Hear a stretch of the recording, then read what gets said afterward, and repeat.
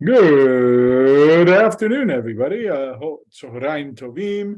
Hope everybody's doing well. Welcome back to the Beit Midrash, the study hall.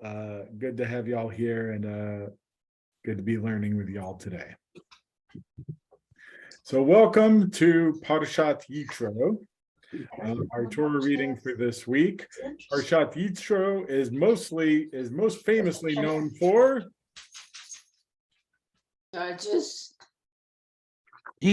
Jethro. I don't know. Telling his father and telling Moses he couldn't do it all. Right. Good. No. More Right. famously than that, though. Are the Ten Commandments in that one? Yes, this is the Parsha where we read the 10 Commandments are in this Parsha.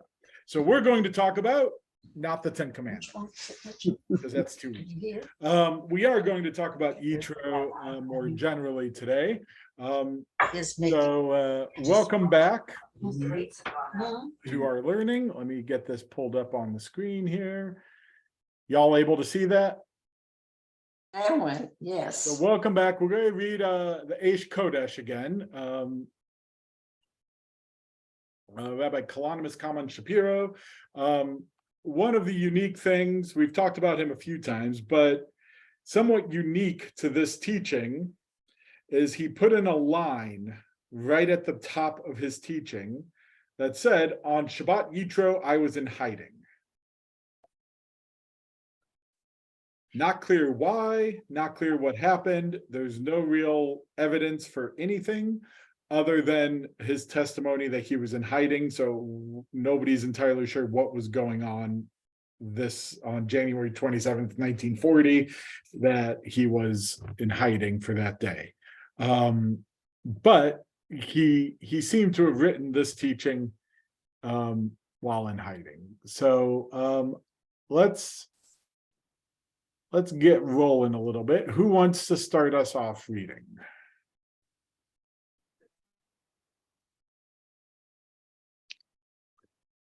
I'll read. Please. Yitro, the priest of Midian and father-in-law of Moses, heard all that God did for Moses and Israel, God's people, how Hashem brought Israel out of Egypt. Okay, good. Questions, comments, thoughts on this opening verse of the Parsha?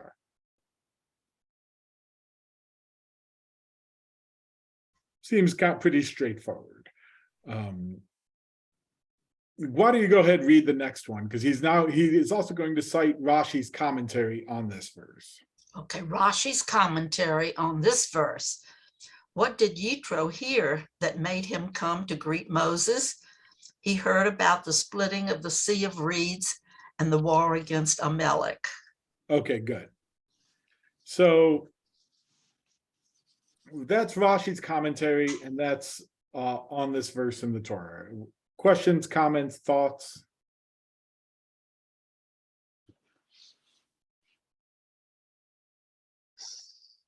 Make sure we're all in a good place before we go on. Was this the first where Yitro was introduced as the father-in-law of Moses? Did we know that before? It's interesting. Yitro pops up earlier in the Torah reading. Excuse me. Hey, Shirley. Oh, she can't hear me yet. Now I can say, hey, Shirley, good to have you join us.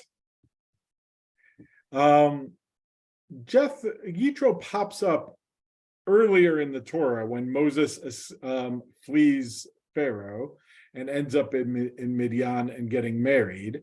But he's called by a different name there. And it turns out he's called by different names throughout the Torah, which leads to various midrashim and commentary around why he's called by different names. But we're not going to go down that rabbit hole today. But he is referred to, I think it's 5 different names that he's referred to in different parts of the Torah. Well, I mean, he's introduced as the priest of Midian. It's like we didn't know that. That's why I was really. So when Moses first meets him, I believe it does reference that he's a priest of Midian there, if I remember correctly. Yeah. Because he meets his daughter and has to save his daughter from some nasty people, and then she brings him back, and I think there it mentions that she was the daughter of a priest of Midian. But yes. Any other questions, comments, thoughts so far? Well, I mean, with everything that Moses did, parting of the Red Sea and everything, and when he is told that, you'd think he'd come back with some unbelievable, wow, I'm so proud of you. What, how did you do this? What is your relationship? But at least right here, not really saying anything. His reaction to it is not brought out. So a couple things here. So first, what happened? The next verse is he goes out to meet Moses. So he actually goes and greets Moses as Moses is coming in. So in some sense, he does go out to Moses to welcome him. Not clear, how far he went, but he saw Moses coming and goes out to greet him. Anything stand out to you about Rashi's interpretation of this, Rashi's commentary? Well, it's why he didn't talk about him coming out of Egypt, which was really the primary thing that we all talk about. Okay, good. So it doesn't talk about how God brought Israel out of Egypt. Rashi says it's the Sea of Reeds and the war against Amalek. But does anything else stand out about that? When does the war against Amalek? The war against Amalek just happened in chapter 17. So so it's referring to the things from the last Parashat. Mm-hmm. But okay. So let's go on. But also, where did Rashi get this from? Did he say anything, or is this just sort of Rashi says their tradition tells us this? So Rashi often pulls things either from the Midrash. He tends to quote Midrash quite frequently, but where he doesn't quote Midrash, it seems to be some interpretation or teaching that he is aware of that we might either he learned from someone else and he doesn't cite, or we don't have the text anymore or whatnot. But it seems most of the time he's quoting Midrash, not exclusively, but most of the time. So you guys alluded to a question that now the Piasetzner Rebbe is going to pick up on. Who wants to pick up the next one? Well done, by the way, reading, Marcia. I don't know where Marcia went, but I'll read it. Go for it, Tammy. There is a well-known problem that was raised by my father of blessed memory and also in other holy books. Why does Rashi ask, what did Yitro hear that made him come? The verse already explains it, how Hashem brought Israel out of Egypt. So why does Rashi respond, the splitting of the Sea of Reeds and the war against Amalek, and not quote the verse, how Hashem brought Israel out of Egypt? Good. What's the question? Why did Yitro not come because Hashem brought Israel out of Egypt when that's what the verse says? And why is Rashi saying that he came specifically because he heard about the splitting sea and the war against Amalek, rather than them just getting taken out of Egypt? What's Rashi actually asking, right? Like Rashi seems to be answering a question that doesn't need to be answered. The Torah tells us, why did Yitro come? Because Yitro heard how Hashem had brought Israel out of Egypt. So why does Rashi come and give a different explanation for something the Torah already gives us the answer to? That's the general question that the Rebbe's father's asking. Does that make sense to everybody? Everybody clear? Yes. All right. Well, you were rocking it, Tammy. Why don't you take some of the answers into? Do you want me to read the next one? Sure. Okay. The receiving of the Torah was in the desert. It is possible that this is also alludes to what is taught in the holy book Beit Aharon by Rabbi Aaron on Rashi's interpretation of "Hear, O Israel, Hashem is God, Hashem alone. You shall love Hashem with all your heart, all your soul, and all your might." Rashi comments, your heart should not be divided in relation to the omnipresent. Rabbi Aaron says in His Holiness that you should not say, "In this place it is possible to serve Hashem, but in this place it is possible for me to do so." Rather, in every place one needs to serve Hashem. Okay, so where's the direction he's going? The desert is possible. It's not a holy book. Well, he's bringing in the receiving of the Torah, which, apart from the fact that other things happen in the desert, there isn't any kind of there's no thread that You should not be divided. that comes to this other than in his own mind. Okay, so good? The Torah is given in the middle of the wilderness, in the middle of the desert. Mhm. So what's the obvious question? Why there? Why in the desert? Why is the Torah given there? Why isn't the Torah given, I don't know, in Jerusalem? Well, because we should be able to receive it anywhere. So that's right. That's Rabbi Aaron's response to this question in some way, is that, and he's going to, the P.S. Essner is going to expand on it here in the next paragraph a little, but in some sense, it's not that, I can serve God here, but I can't serve God here, and I can serve God in this place, but not in this place. Rather, if God is the omnipresent, if God is Hamakom, as God is referred to often in rabbinic texts, if God is the place, the omnipresent, if God is everywhere, then there should not be a place where you cannot serve God. You should be able to serve God everywhere. If God is everywhere, then you should be able to serve God everywhere.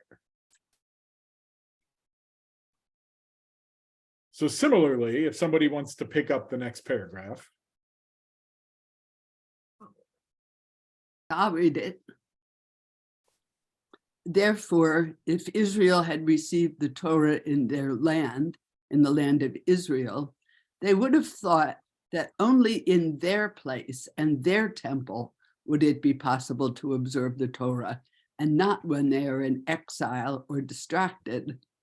Therefore, Hashem gave them the Torah in the wilderness by way of wandering, so that they would know that in every place it is possible to fulfill it.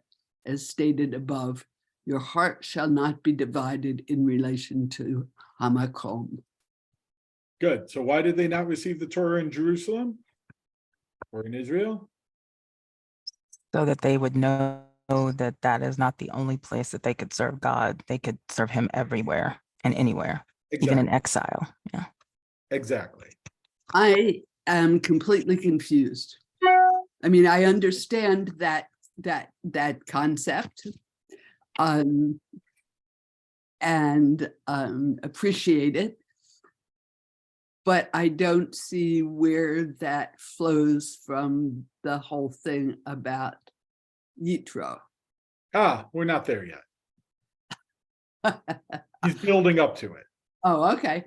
So structurally, here's kind of how it's working. Is the verse is the introduction, along with Rashi's commentary on it. Right. That's kind of what he's basing this drash on. Then he poses the problem of the problem that he's going to resolve, and now this is the first step in understanding his resolution. He has not resolved it. He has not tied the pieces back together. He's trying to keep you on your toes. I think we need a class on how these arguments are structured.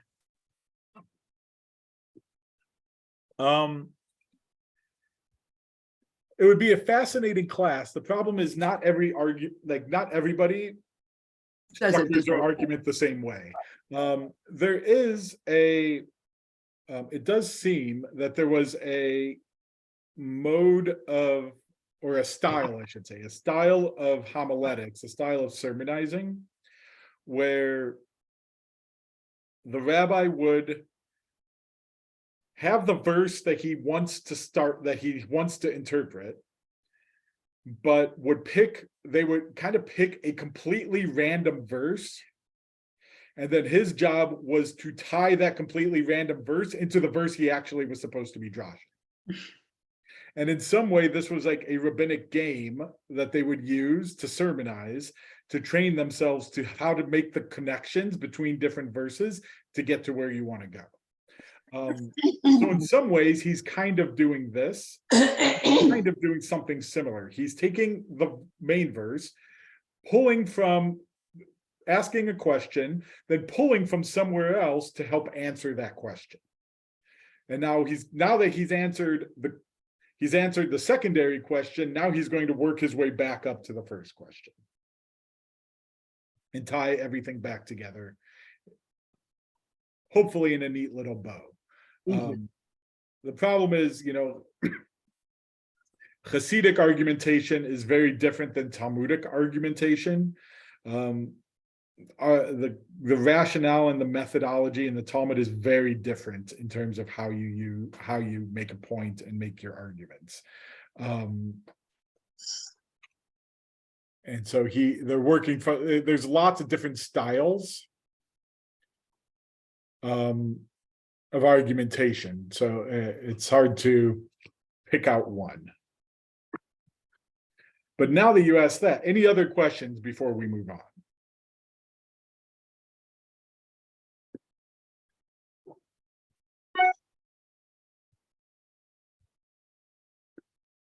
Either I'm explaining this super well, or you guys are super smart, or both. Let's move on. Okay, so now let's try to start tying the pieces together. So the Torah was not given in Israel, so that the Israelites could not say, this is the only place we can observe the Torah, but that we can actually observe it anywhere.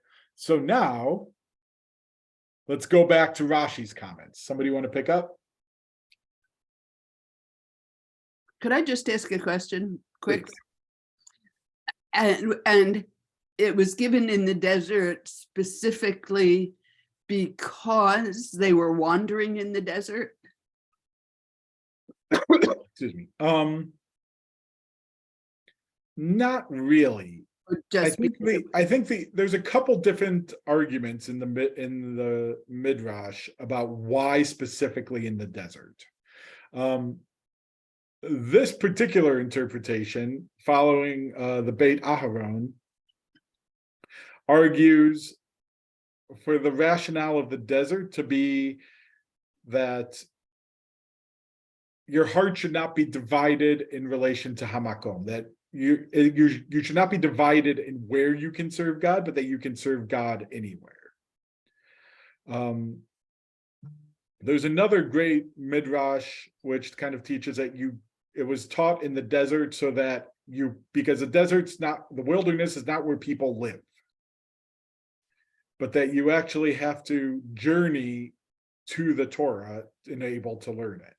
So that it's not that, it just shows up in your lap and you learn it, but that there's actually effort and work that you have to do to be able to learn Torah.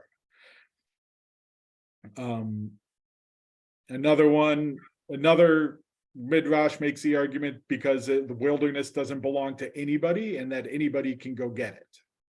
So that the Torah is not exclusive property of the Jewish people, but that anybody who wants to come learn Torah is available to learn Torah. So the point is there's lots of interpretations in Midrashim on why specifically in the wilderness.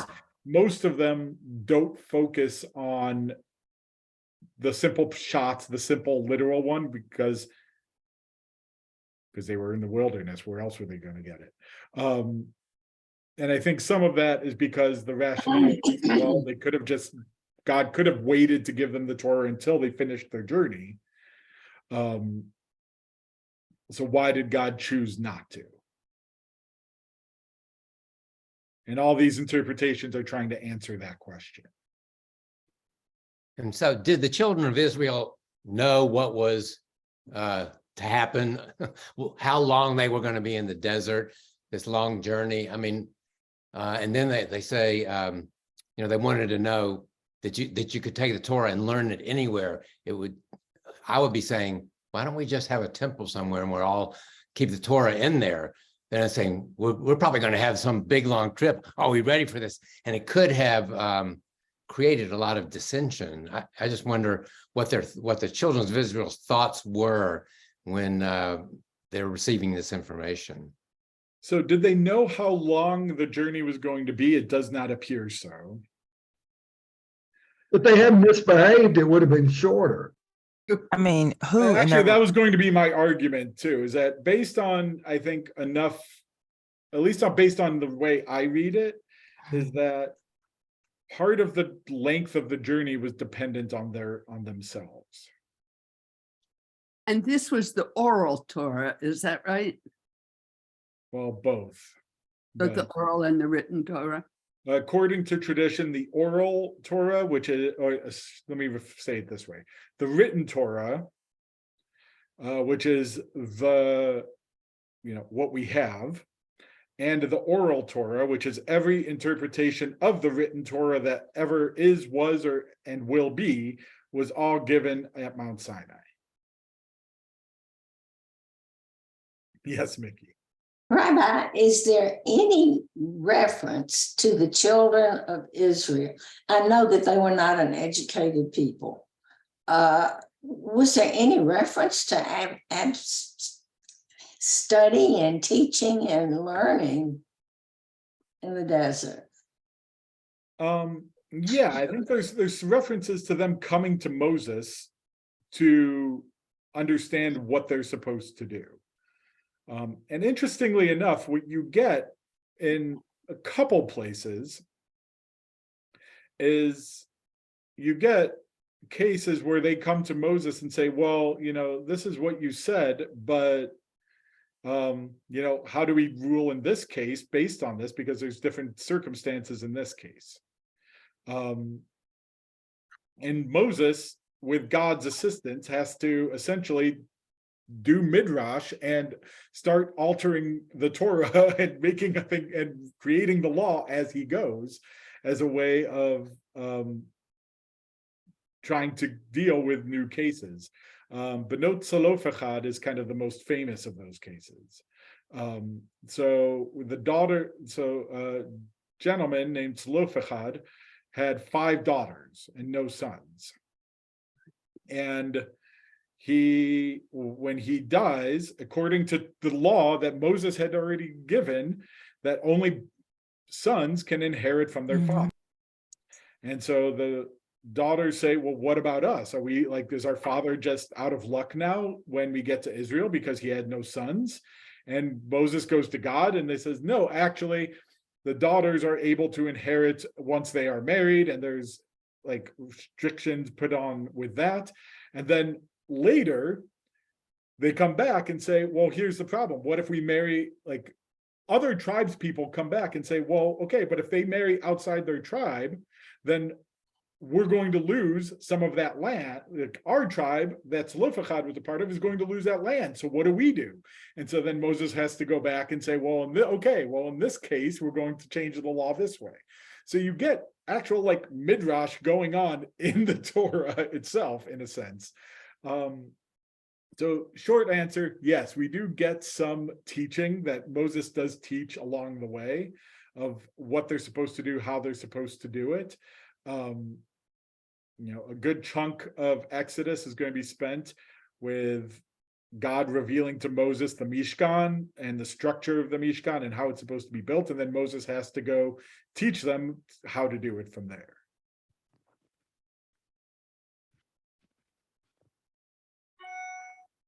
Other questions, comments, thoughts?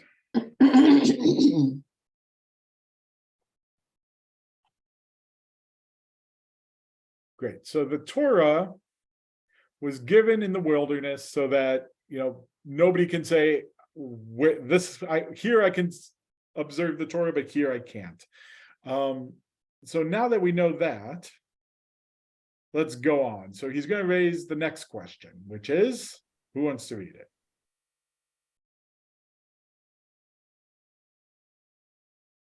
Is it the one that starts with this is a resolution? Therefore, the one above it. Okay, therefore, if it's possible, Rashi is asking this question about Yitro.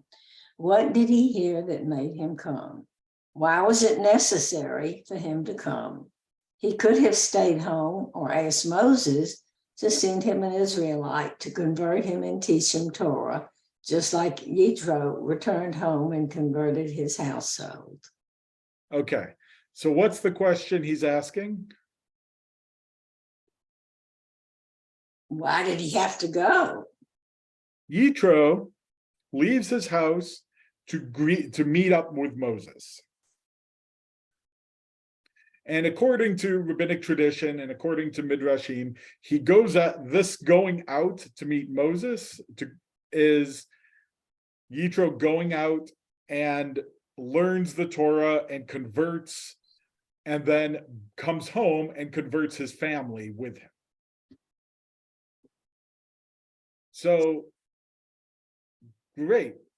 If you can learn Torah anywhere, if you can observe, if you can worship God anywhere, if you can serve God anywhere, if you can do this anywhere, why does Yitro have to leave his house?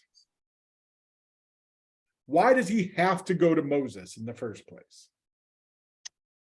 He could have just as easily stayed home, sent a messenger, and said, Moses, send your best guy to come convert me and I'll convert my family with you.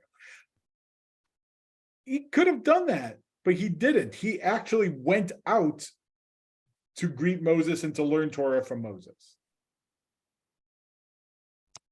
Is it because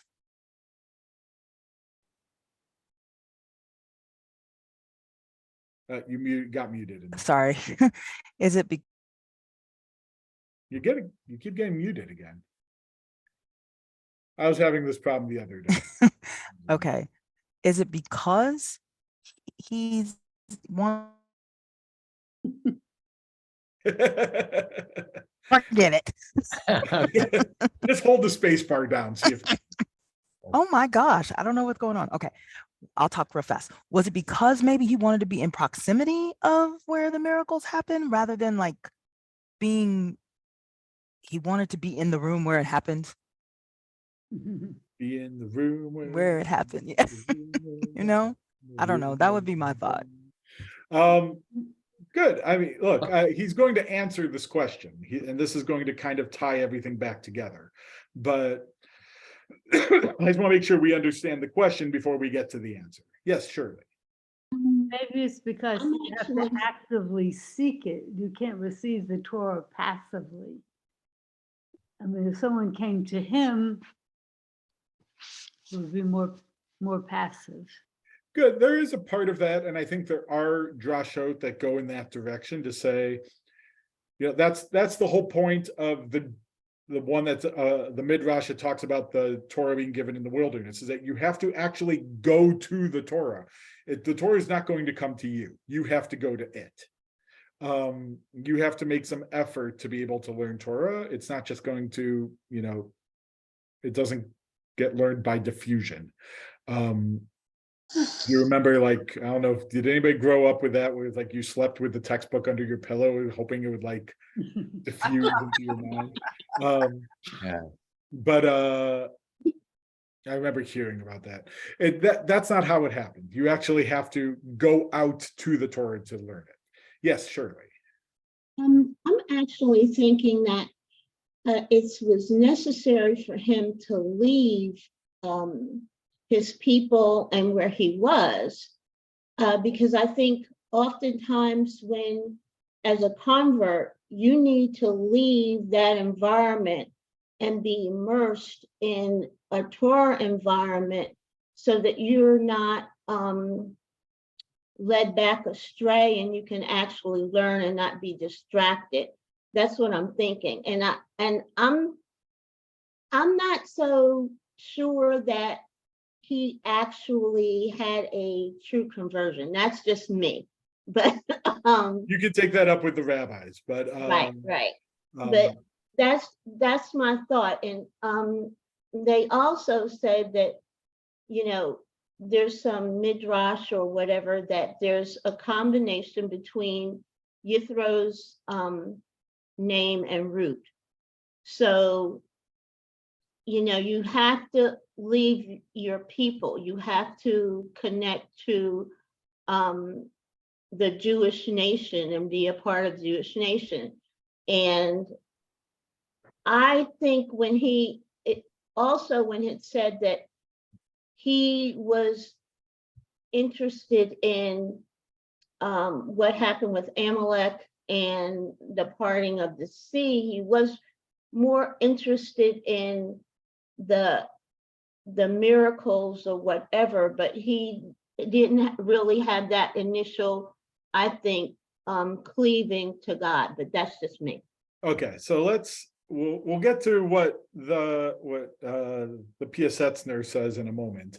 But I do think you said something important, and this is actually something that I've heard from converts is one of the more challenging parts, is that, yes, on some level, and I tell this to my conversion students too, is that, you want to be you want to be Jewish, you want to be part of the Jewish people, you need to be a part of a Jewish community.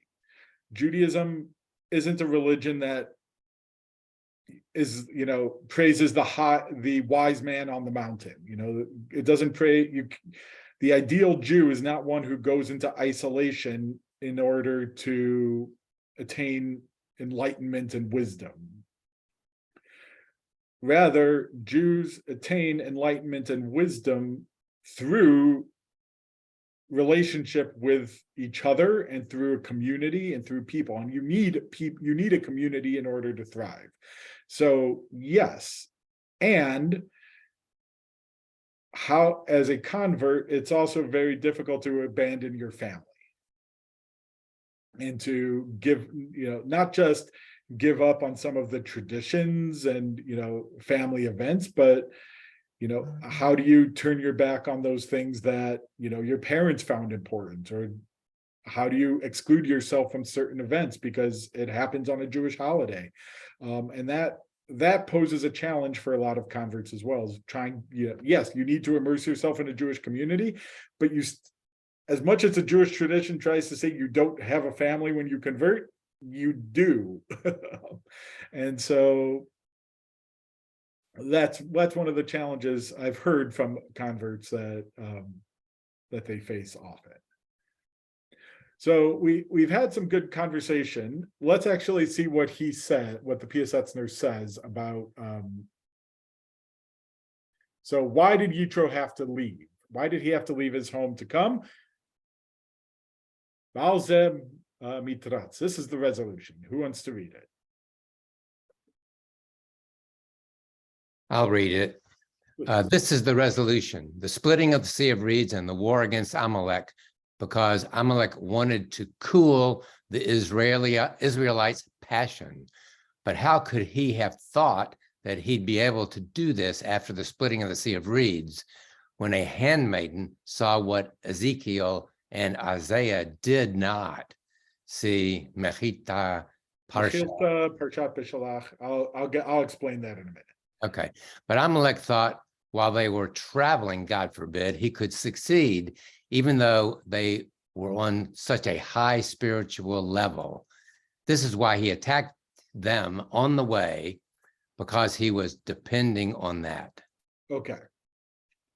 So let's back up for a second. So Rashi has this question. Rashi brings up that Yitro heard about the splitting of the Sea of Reeds and the war against Amalek. So why does Rashi bring these specific cases to mind?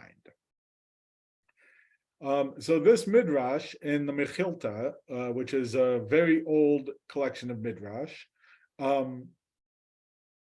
says that when the Sea of Reeds split, a handmaiden saw what Ezekiel and Isaiah did not. What's unique about Ezekiel and Isaiah? Why them, those two specifically? I know Ezekiel, I believe, went into the throne room of God and a Good. You froze there, I think, Tammy. But vision. I think that was him. And all those. Can you hear me now? you're I give freezing up. up a little. I give up. I think we got a chunk of it. So Okay. Ezekiel and Isaiah, Isaiah also enters God's throne room and walks in and recognizes and sees angels singing about, going Kadosh, Kadosh, Kadosh, Adonai Tzavaot, Melech Haaretz Kvodo. Don't know if that's actually the tune they used, but they're singing it. I wasn't there. Isaiah was there. All Isaiah right. didn't write down the musical notation, so I don't know. So that's where we get that. It's from the vision of Isaiah in chapter 6 of that book. And then Ezekiel in chapter 1 has a vision of God's heavenly chariot and has a similar vision of God and the angels who sing Baruch Kavod Adonai Mim Komo. Again, I don't know if that's the right tune or not, but that it's in chapter 1, and then but the verse comes from chapter 3 when the angels kind of throw him out of the throne room. So those two, other than Moses, Ezekiel and Isaiah seem to have the closest vision and relationship with God and being able to see God. Yet, according to this midrash, a handmaiden who in Israelite society would have been the member of the lowest social class, the most vulnerable, one of the more vulnerable in the society. She saw more of God at the splitting of the Sea of Reeds than Ezekiel and Isaiah did. That's the implication of that midrash. Now let's with that in mind, let's circle back to Amalek. There are various interpretations of what Amalek tries to do. On a simple level, on a Parashat literal level, what does Amalek do, and what is he condemned for? Attacking the old people and the young people, everybody in the back of the line. Right. Good. So in Exodus chapter 17, Amalek goes to battle with the Israelites, and the Israelites prevail. A very famous scene, but Amalek is condemned by God for this action. And it's not until Deuteronomy where we get a better sense of why Amalek is condemned. And the response there is because essentially he attacks the Israelites from behind. Amalek did a sneak attack and attacked from behind, which is where the old, the women, the children, the sick. Amalek attacked the most vulnerable of the Israelites. However, I know it comes up in other Hasidic texts, and I'm not sure if it's a Hasidic interpretation or if it comes elsewhere in Midrashim or where not. I've mostly seen it in Hasidic texts. They say, what is Amalek actually trying to do?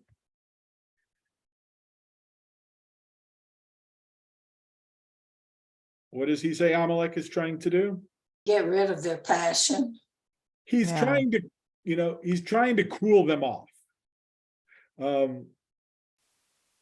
A different text talks about how, what does he do? Well, he's trying to tell them that all these miracles that they think they saw aren't really miracles. They're just part of the natural order.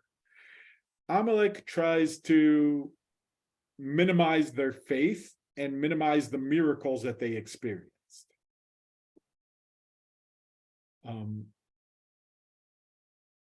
So the Piasetzner asks a good question. How could Amalek possibly do that? How could Amalek possibly cool off their faith after what happened at the Sea of Reeds? How could, like, that was such an amazingly powerful experience. How does Amalek think that he could possibly win this battle, this spiritual battle? And what does he say was Amalek's thought?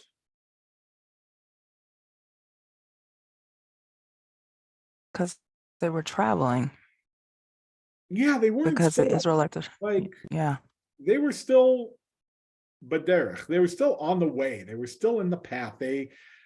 Yes, these things had happened, but they hadn't completed their journey yet. It's not like they were already in Israel and had already conquered Israel and been able to have that to rely on. They were still on the path of becoming who they needed to be. And he thought, while they're vulnerable on this journey, I might be able to convince them before God is able to fully convince them. They're not there yet. So I still have a shot at convincing them otherwise. Margit, you're muted.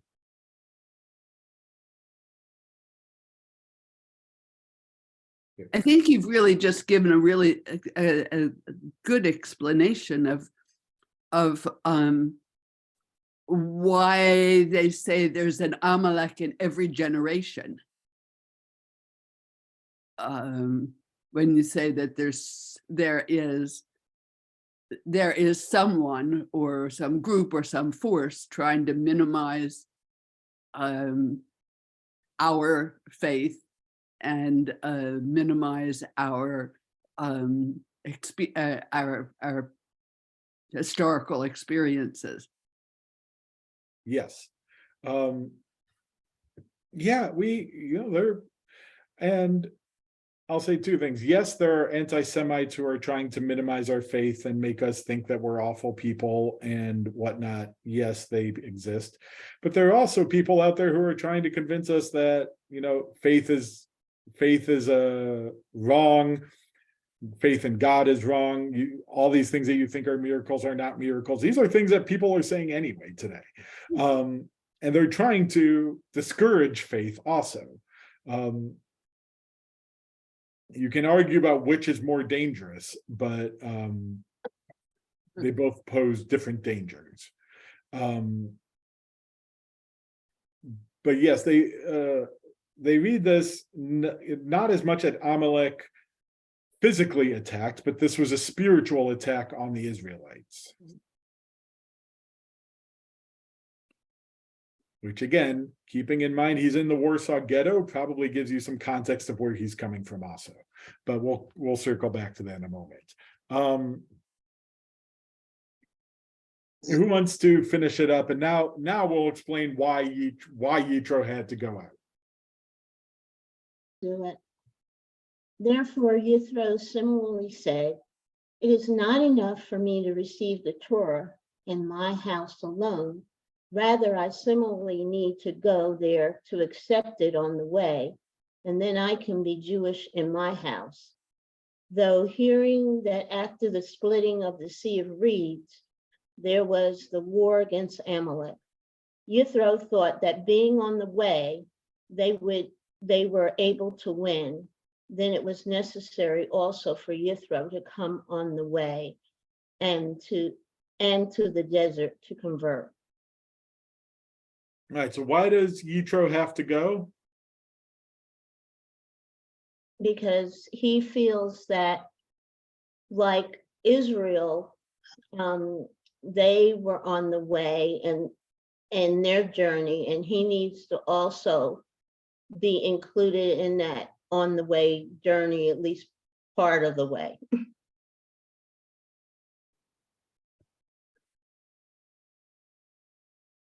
Good.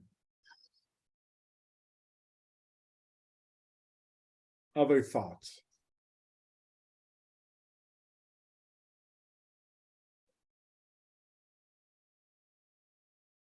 Okay, so I'm still a little fuzzy about that interpretation. So it says that Yitro thought that being on the way, they were able to win. He's talking about, like you said, that they were not spiritually there yet, but they were. Maybe he was saying that they It needed froze the there. journey as part of it too, is that just hearing about it was not enough. It was not enough for them. It was not enough for him, and they needed to be tested by Amalek, and they needed the journey.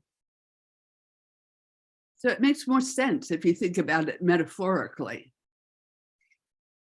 than if you think about it literally. Yes. He doesn't, Hasidic rebbes very rarely speak literally. They interpret most of it as metaphor and trying to say more.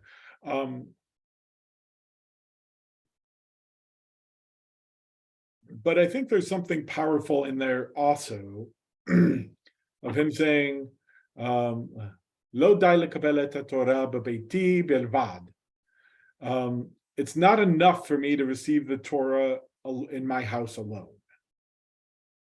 Like, it's not enough for me to sit in my house and learn Torah. I actually need to go out to get it. It's, again, like a little bit of it feels like, on one hand, like I said before, like you have to make some effort. You have to journey yourself to get Torah.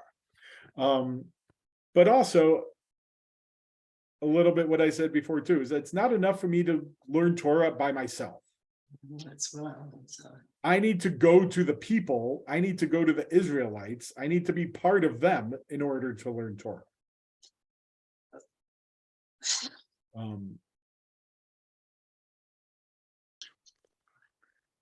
Rabbi, perhaps it's also what you said earlier about being part of a community.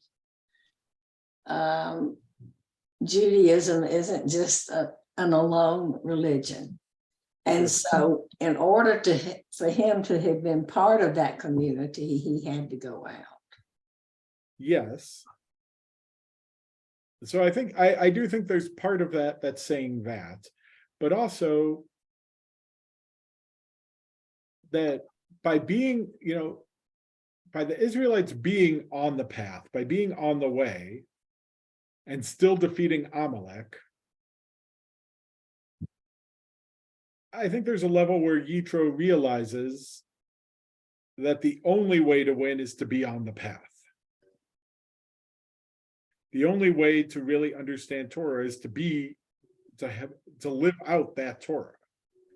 You don't, I had this conversation a little bit earlier with somebody, it's one thing to study Torah. It's another thing to learn Torah. It's another thing to go to classes. It's one thing to read all you can.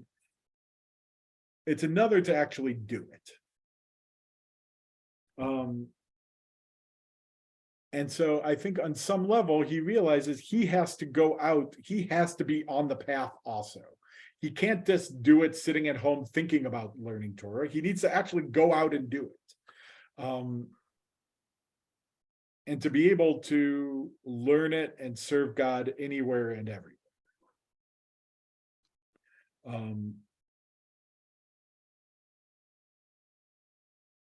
Questions, comments, thoughts before I try to bring everything back? Yes. I think being on the path is where you're tested and you have challenges. And if you don't have challenges and you're not tested, then you don't grow. You don't grow. I mean, for me, as I've grown spiritually, it's really been testing to see the inner me. What is me? What is you? What is your strength, your gevura, to get through times that are you're not in control of. I grew up in thinking that if you were nice and sweet to everybody, everybody else was going to be nice and sweet to you. Well, that's not the case. So then for me, that was a test. I mean, how do I relate to people and who are not necessarily sweet and nice to me? That was very humbling for me. Like I had to be humbled in that respect. And so I think that's part of the journey of Judaism. It's bittul hot yesh, as they say. So a beautiful point, and it makes me wonder if maybe that's part of what he's trying to say also, is that it's very easy to be Jewish when you're not challenged by it. It's very easy to be Jewish when you're not challenged by your learning, when you're not challenged by what you think, but it's also very easy to be Jewish when you don't face any challenges along the way. But the fact that the Israelites faced Amalek and were challenged by Amalek, the Yitro realizes it's not enough for me to do it by myself in my house and just learn Torah. I need to also face the challenges. I also need to be out in the wilderness. I need to face these things that make it hard if I'm actually going to learn to be Jewish. Because if I don't face these challenges, I can't grow at all either. Well said.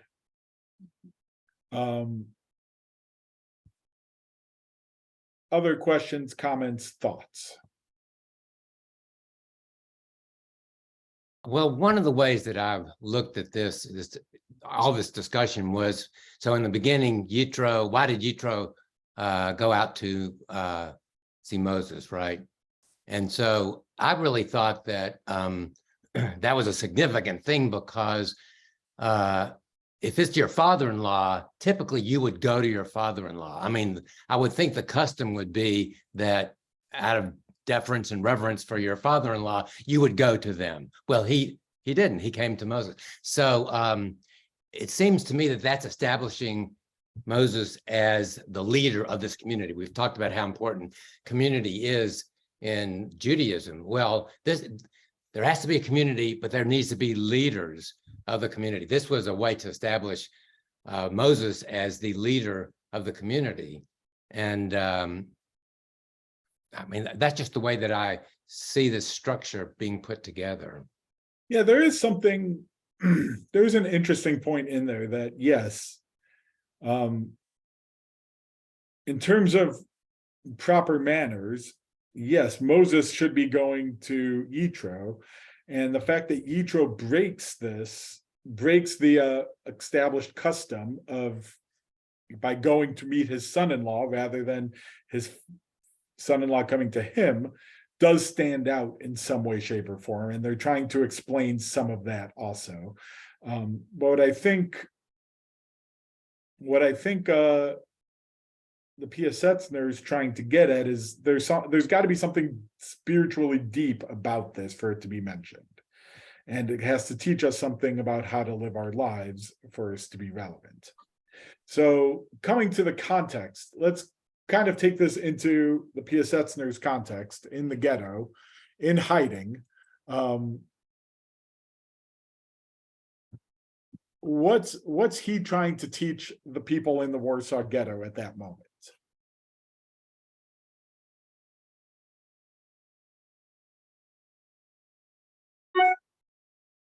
I think he's trying to say that the Torah is everywhere.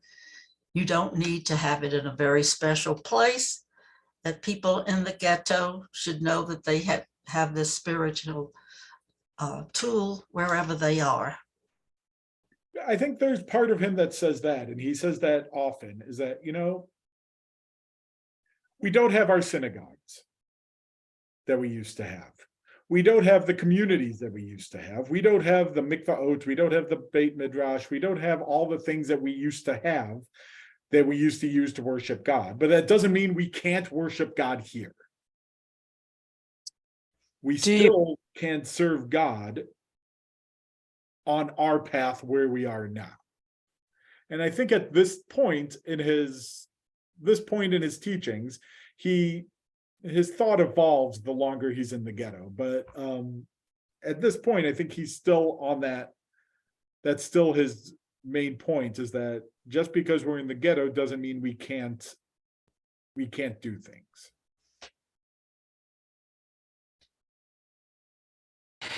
Do you think also the mention of Amalek, and that they were delivered from Amalek even when he attacked, them at their weakest and most vulnerable point, God still came through?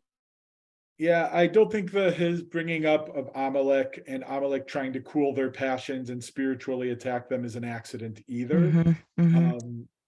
I think it's not even subtly coded for like the average Jew. It was pretty, it's kind of, they had their Amalek at that moment. And what is Amalek trying to do? Amalek is trying to spiritually destroy them, no less than the Nazis were trying to spiritually destroy them. And what is his resolution? His resolve is, we don't stop. We continue on the path. We go out ourselves on this path as a way. We don't hide in our homes. We don't try to continue. We don't secretly study Torah by ourselves. What do? We find our ways. We go out on the path. And I think he has to be kind of subtle about how he's going to say it, lest he get caught. But chances are that's why he was in hiding that Shabbat too, is because he probably got caught doing some teaching he wasn't supposed to. Excuse me. But I think that's part of his message too, is that just as the Israelites were successful against Amalek, God will help us be successful. I think there's a level of that, but also we have to go through this journey. We have to go through this path, this challenge, in order to come out of it. But that we also have to maintain what we do. And even in the ghetto, we can keep serving God even here, as difficult as it might be. So now that, that was kind of where he was coming from, but how do we take this with us after today? How do we interpret this for our own lives?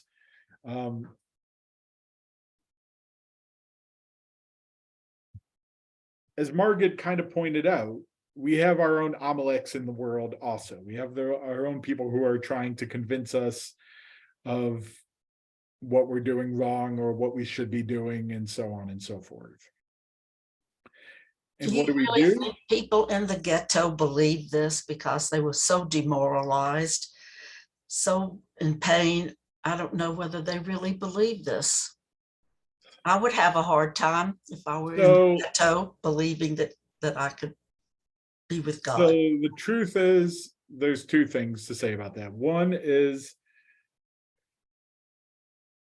they were about 5-6 months in at that point. I don't think they were completely spiritually destroyed yet. And I think that's kind of, particularly in his early teachings, very much where he's coming from is a place of, we need to stay strong, we need to stay connected, we need to stay hopeful, we can't just give up. Sure, we don't have what we need, but we still need to remain faithful, and we still need to do what we can. Again, his tune changes as time goes on, but I think this was still early enough in their experience that I think people were still gaining some chizuk, some strength from him from his words and trying to encourage them.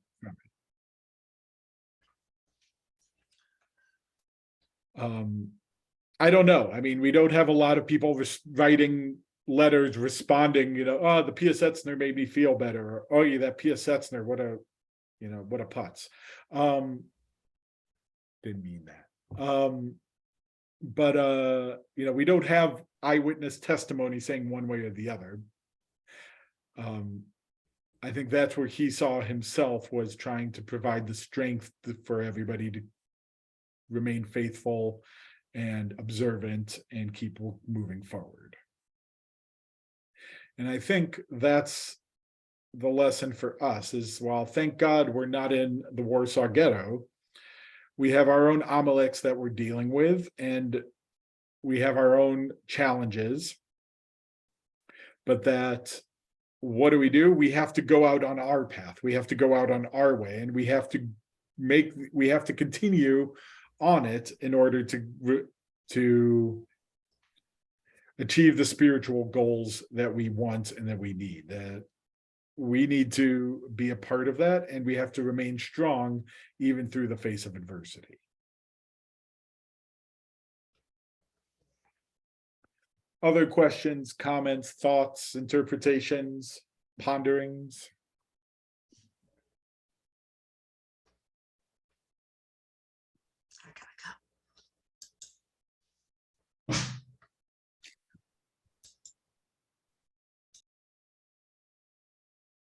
Well, if not, then I'll thank you all very much for coming. Thank you for learning together. Thank you for being here together. We'll be back next week. We'll continue on our path until then. But if I don't see you before then, Shabbat Shalom. And if I don't see you on Shabbat, Shavua Tov also. And have a good week, everybody. And I'll look forward to learning next time. Again, Mickey, Mazal Tov to your family on the bat mitzvah this weekend. And Thank you so much. Have safe travels. Thank you so much. Thank you. Take care, everybody. Bye-bye. Bye.